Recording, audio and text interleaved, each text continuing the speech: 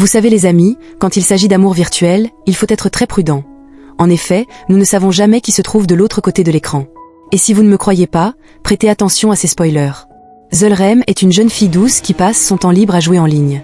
La première fois que nous la voyons, elle est justement en train de faire cela. Sa partenaire de jeu lui offre un bouquet de roses et lui propose mariage. Étonnée et émue, elle saute sur son lit. À ce moment-là, sa mère apparaît et lit les messages à l'écran. Face à cela, la femme rit avec ironie, rappelant à sa fille qu'elle ne connaît rien de cette personne, qui pourrait être un complet déséquilibré. Cependant, Rem insiste sur le fait que leurs cœurs sont alignés, ce qui pousse sa mère à enlever une chaussure et à la poursuivre dans toute la maison. À cet instant, notre héroïne lui rappelle qu'elle a épousé son père après seulement 6 mois de connaissance, tandis qu'elle parle avec qui depuis 1 an. Finalement, après avoir réussi à se renfermer de nouveau dans sa chambre, seule Rem continue de rêvasser. Plus tard, la jeune fille raconte à son amie Mina ce qui s'est passé. Cette dernière lui fait remarquer qu'elle a très peu d'informations sur cette personne et qu'elle devrait bien réfléchir avant d'agir, car elle a développé des sentiments qu'elle ne devrait pas avoir. À quoi Zulrem répond qu'elle connaît certaines choses, comme l'université et l'année d'études de Ki. De plus, elle assure à son amie qu'elle ne fait cela que pour le plaisir et que ce n'est plus si important.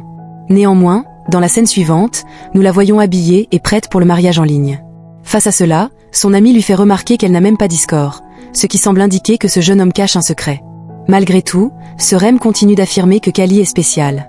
Lorsque l'heure de l'événement du mariage dans le jeu arrive, les minutes passent sans que son fiancé virtuel n'apparaisse. Au bout de quelques heures, le garçon n'est toujours pas là, ce qui pousse Mira à lui signifier que si qui n'a pas ouvert de session, c'est une claire indication que le mariage est annulé. Pourtant, Rem tente de l'excuser, jusqu'à ce que son ami, avec un bain d'eau froide, lui dise qu'il est temps d'aller dormir. 1 mois plus tard, Rem rédige un message furieux pour Kali, qui n'est pas apparu dans le jeu depuis tout ce temps. 1 an après cela, la jeune fille entre dans sa première année d'université, qui se trouve être la même où étudie ce fameux Kali. Ainsi, notre héroïne a pour mission de le retrouver parmi tous les étudiants et de se venger de lui pour lui avoir brisé le cœur. Ce même après-midi, Rem s'arrête devant l'un des bars du campus et y rencontre Seon. En la voyant, il lui demande si elle se souvient de lui. La jeune fille, confuse, se rappelle alors qu'ils avaient promis de se retrouver. Immédiatement, Rem conclut qu'il est la personne qu'elle cherche et le suit à l'intérieur du bar. À l'intérieur, Zulrem se joint à un groupe d'étudiants en art avec qui elle partage un peu d'alcool. Grâce à cela, elle se retrouve au cœur d'une scène embarrassante où elle reproche à Seon-Yeon de l'avoir fait espérer puis d'être partie sans aucune explication.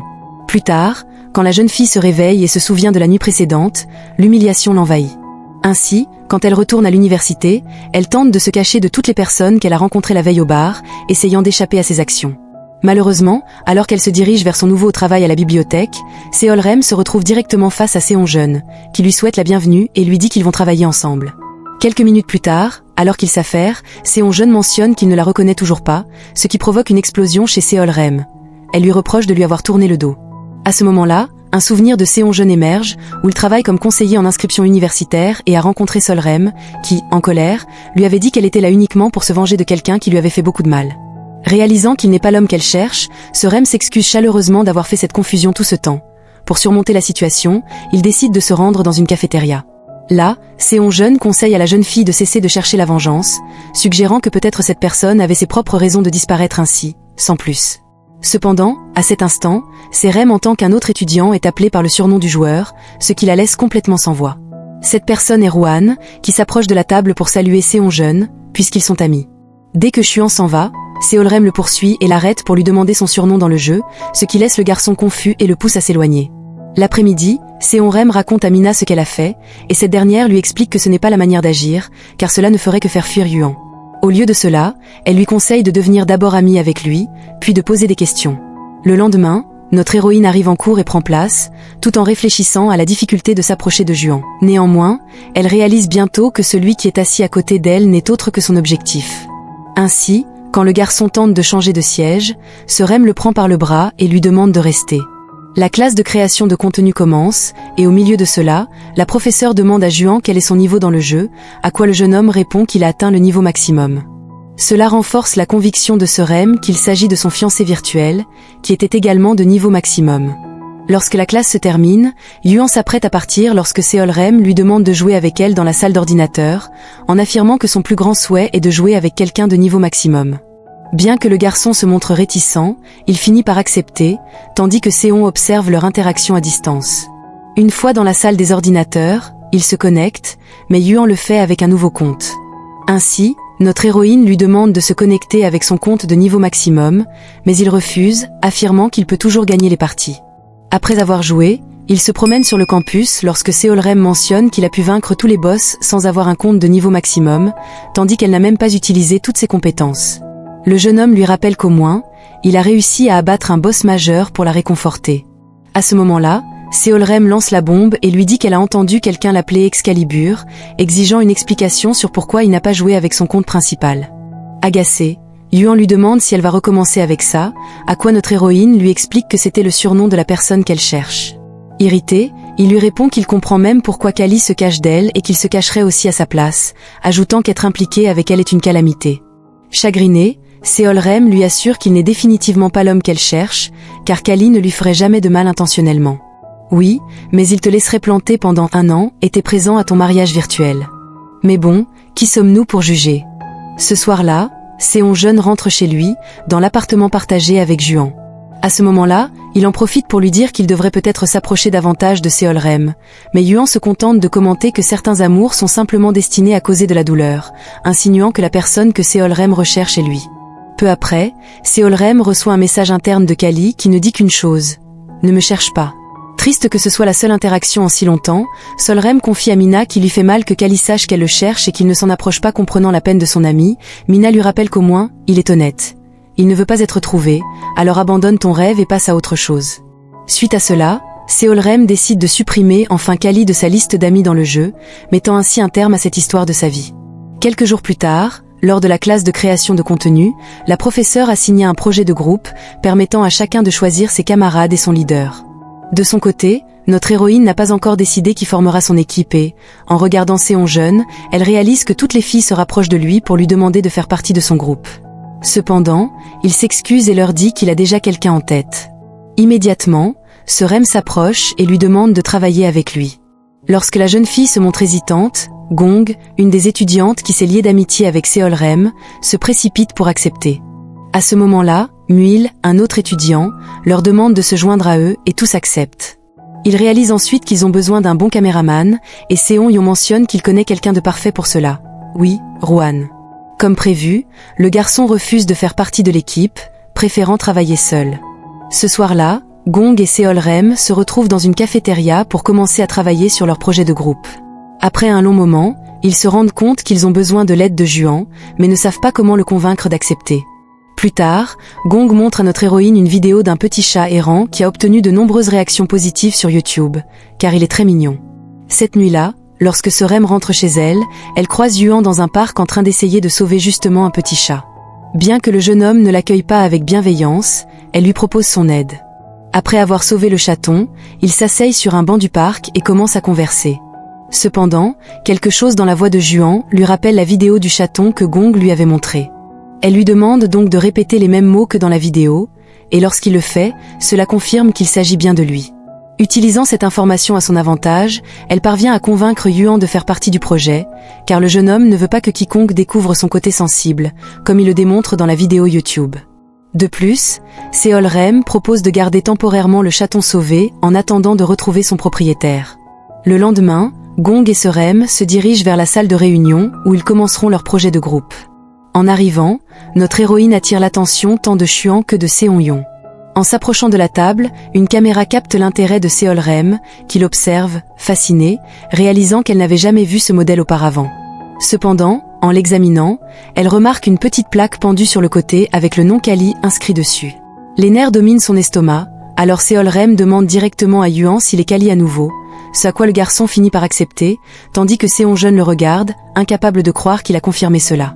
Quelle horreur! Et lui prétendant tout ce temps qu'il n'était pas lui. Sur le coup de la surprise, Seolrem demande à Juan s'il parle sérieusement. Il explique alors qu'il ne veut pas qu'elle oublie Kali et qu'elle cesse de regarder les autres garçons.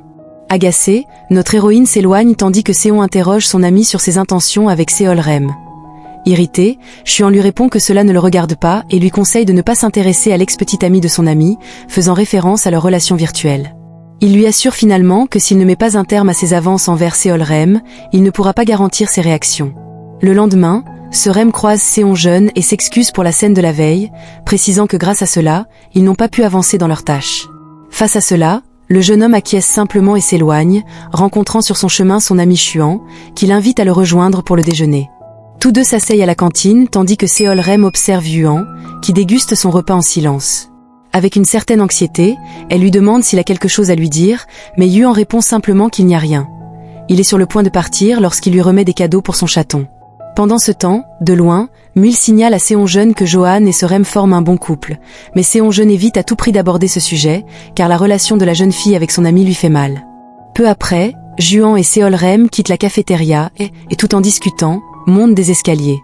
En atteignant le sommet, la jeune fille trébuche, mais Yuan la rattrape à temps.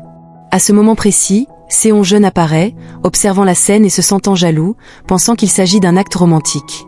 Plus tard, lors d'une réunion de groupe pour le projet, Seol-Rem prend soin de clarifier devant tout le monde, y compris Seong-jeon, que sa relation avec Juan repose uniquement sur le fait qu'il s'occupe d'un chat. Ainsi, elle veut que Seong-jeon comprenne qu'il n'y a pas de relation amoureuse entre eux. Le lendemain, Seol-Rem a pour tâche de chercher certains articles de décoration dans un entrepôt du campus. Avec une certaine réticence, elle entre dans l'entrepôt, s'assurant de laisser la porte ouverte. On sait tout ce qui va se passer, n'est-ce pas ? Cependant, juste au moment où elle est à l'intérieur, la porte se ferme d'elle-même, la laissant complètement dans le noir, ce qui déclenche une crise de panique la laissant en boule sur le sol poussiéreux. Après cela, nous voyons un souvenir de notre héroïne, où des filles du secondaire l'avaient enfermée dans un entrepôt sombre après l'avoir harcelée, ce qui lui avait causé un traumatisme. Quelques minutes plus tard, Seong-jeon arrive dans la zone de travail et Mui lui demande ce qu'il fait là, car il devrait être à la recherche de la décoration avec Seol-Rem. Inquiet, Seong-jeon demande à Mui ce qui se passe, et ce dernier explique que la jeune fille a pris la clé pour aller dans l'entrepôt. Immédiatement, Seong-jeon appelle Juan pour lui demander s'il est avec Seol-Rem. Lorsque Juan lui répond qu'il ne comprend pas la question, Seong ne perd pas de temps et sort directement à sa recherche. En arrivant sur place, il trouve Seol-Rem allongée sur le sol, inconsciente. Il la prend alors dans ses bras et la sort dehors. Après un long et tendu moment, la jeune fille reprend finalement conscience, et Seong lui demande si elle prend bien ses médicaments. Curieuse, Seol-Rem lui demande comment il le sait. Dans un autre souvenir, mais cette fois de Seong-jeon, nous comprenons que sa relation avec Seol-Rem a commencé bien avant, lorsque Yuan communiquait avec elle à travers le jeu. Un jour, la jeune fille lui avait envoyé un message pour lui dire qu'elle avait été enfermée dans un entrepôt et avait besoin d'aide. À ce moment-là, Seong-jeon avait appelé l'école pour alerter sur la situation. Bien qu'ils aient alerté, tous deux se dirigent vers l'école près de leur résidence, et là, ils observent comment les responsables conduisent la jeune fille vers l'infirmerie. À ce moment-là, quelque chose tombe de son uniforme, et Seong-jeon le ramasse.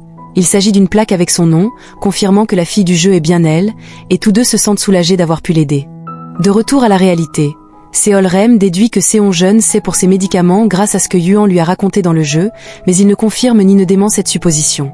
Cette nuit-là, Seong-jeon appelle Seol-Rem pour lui demander de se rencontrer le lendemain, affirmant qu'il a quelque chose de très important à lui dire. Totalement excitée, notre protagoniste acquiesce, car elle ressent quelque chose pour lui et est ravie à l'idée d'un rendez-vous. Cependant, le lendemain matin, Seol-Rem reçoit un appel de Johan, qui lui dit qu'il a quelque chose à lui avouer et qu'il a également besoin de la voir de toute urgence.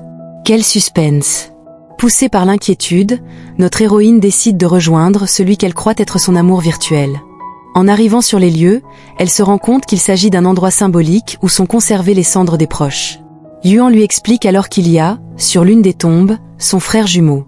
De plus, il lui révèle que son frère était en réalité Kali. Cette révélation choque profondément Serem, au point qu'elle peine à croire que son amour virtuel ne soit plus de ce monde. Agacée, elle s'apprête à partir quand, soudain, Seong-yeon apparaît. Elle lui demande de lui dire que ce n'est pas vrai, mais il finit par le confirmer. Il lui explique également que Kali a eu un accident en traversant la rue sans se rendre compte que le passage était coupé, dans son empressement d'arriver à temps à leur mariage virtuel. Après avoir traversé la rue avec le feu piéton au rouge, le jeune homme a tragiquement perdu la vie. Dévastée, Seol-Rem leur reproche de ne pas lui avoir dit depuis le début que c'était de leur faute. Par conséquent, elle s'excuse auprès de Juan d'avoir tenté de lui rendre la vie impossible par vengeance, alors qu'elle était la véritable cause de tout le mal qui lui était arrivé. Honteuse et se sentant coupable, Seol-Rem décide finalement de rentrer chez elle. Là, enfermée dans sa chambre, elle se blâme d'avoir provoqué la mort de son petit ami et d'avoir pensé qu'il avait laissé planter à la cérémonie, alors qu'il avait toujours eu l'intention de venir, mais au prix de sa propre sécurité. Après des jours passés enfermés sans sortir dans le monde extérieur, sa mère lui impose de recevoir Seong. Ce n'est qu'alors que notre héroïne sort de son lit. Elle annonce à Seonjeon qu'elle va prendre un congé de l'école, car elle ne veut pas revenir en sachant que Kali est mort à cause d'elle. Pour finir, elle lui demande de ne plus essayer de la retrouver. À son tour, Seonjeon lui dit que c'est décevant, car il pensait qu'elle tenait à lui. Malgré tout, il lui demande une dernière promenade. Après avoir tenté de la convaincre, il réussit et l'emmène jusqu'à un petit pont où il lui remet une boîte contenant la plaque qui était tombée ce jour-là, lorsqu'elle a été secourue dans l'entrepôt de l'école. Surpris, notre héroïne lui demande des explications, et il lui raconte que Ki et lui sont venus ensemble pour s'assurer qu'elle allait bien. Cela émeut profondément Seolrem, qui le regarde les larmes aux yeux, touché de découvrir qu'il existe un lien entre eux. Peu après, Juan se rend au domicile de Seolrem et lui remet un sac, affirmant que Kali lui aurait donné à tout moment. Ensuite, Seolrem se dirige vers l'endroit où reposent les cendres de Kali et le remercie pour tout ce qu'il a fait pour elle, ainsi que pour lui avoir présenté des personnes bienveillantes comme Seonjeon. Après tout, Kali l'avait sauvée ce jour-là dans l'entrepôt, et elle réfléchit sur ce que sa vie aurait été si elle n'avait pas pris son aide au sérieux. Après avoir fait ce bilan, la jeune fille décide de retourner à l'université avec l'intention de terminer le projet avec ses amis. Un couple de nuits plus tard, Juan et Seonjeon se confient, admettant qu'ils ont tous deux des sentiments pour Seolrem, ce qui donne le coup d'envoi à une petite compétition entre ces deux amis. Par exemple, Seonjeon cède sa place à Seolrem pour étudier à la bibliothèque, lui offrant de s'installer sur le canapé dans la salle commune, tout cela dans le but de lui permettre de mieux se concentrer. Cependant, il semble que Seolrem se rapproche davantage de Juan lorsqu'elle lui propose de l'aider avec sa tâche. Mais le garçon la met en garde en lui disant de ne pas s'approcher trop de lui, car il n'a pas pris de douche de toute la journée. En conséquence, pendant que Juan prend sa douche, Seolrem avance dans son devoir et parvient même à le terminer lorsqu'il revient, s'endormant à ses côtés sur le bureau. Malheureusement, Seonjeon est témoin de cette scène, ce qui réveille en lui des sentiments de jalousie et de compétitivité. Peu après, nous voyons Seonjeon acheter un cadeau pour Seolrem, avec qui il a convenu de se retrouver à l'arrêt de bus. Cependant, au même moment, la protagoniste reçoit un appel de Juan, qui lui annonce que le propriétaire du chat qu'ils ont sauvé ce jour-là dans le parc est enfin apparu. Par conséquent, la jeune fille appelle Seon pour l'aviser qu'elle va mettre un peu de temps à arriver et décide de rejoindre plutôt Juan. Après avoir remis le petit chat à sa propriétaire, tous deux se sentent heureux et satisfaits d'avoir réussi à ramener un animal de compagnie chez eux, échangeant même une tape amicale avec joie. À cet instant, Juan réalise qu'il tient réellement à Seolrem et lui propose de sortir ensemble. Pendant ce temps, Seonjeon attend patiemment la jeune fille à l'arrêt de bus, mais elle ne se présente jamais. Peu après, alors qu'ils continuent de travailler sur le projet de classe, Juan et Seonjeon ont un désaccord concernant le tournage. C'est alors que Seolrem intervient, prenant chacun d'eux par le bras et les réunissant symboliquement, sans que nous sachions avec lequel des deux elle finira par rester. Mais bien sûr, nous le découvrirons dans une prochaine saison. Alors restez connectés à la chaîne, car je vais bientôt publier la suite de ce résumé.